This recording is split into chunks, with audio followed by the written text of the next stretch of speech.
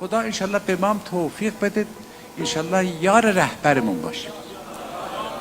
خدا توفیق بده قدر این آقا رو بدونیم. نه پستی دارم، نه مقامی دارم، جبه طلبه‌ای هستم، اما جسارت نشه ممکنه یه چیزی بگم مگه تو اهل فتوا هم هستی؟ چی کار داری هستم یا نیستم؟ انقدر بدون در محضر خدا میگم امروز تضعیف رهبری بالاترین گناه است. از این بالاتر گناهی نیست.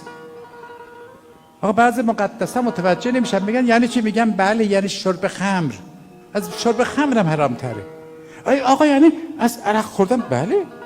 برای چی؟ برای اینکه شرب خمر یه ده عرق بخوره یه گوشه میره تو خونش زهربار میکنه، جون از او جهنم از خدا خودش میدونه، ریش هم خراب میشه، دندوناش خراب میشه، خودش بیمار میشه. اما کسی رهبری رو تضعیف کنه یعنی یک کشتی 70 میلیون نفری رو در سوراخ میکنه. امروز در دنیای کنونی این اطراف رو نگاه کنید، توجه فرمودید، خدا شاهد گناهی بالاتر از تضعیف رهبری نیست.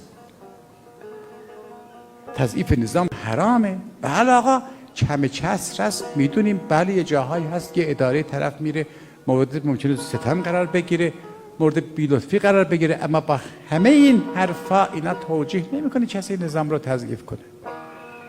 توجیه نمیشه که اینا همش توجیه نمیشه که انسان رهبری رو تضعیف کنه.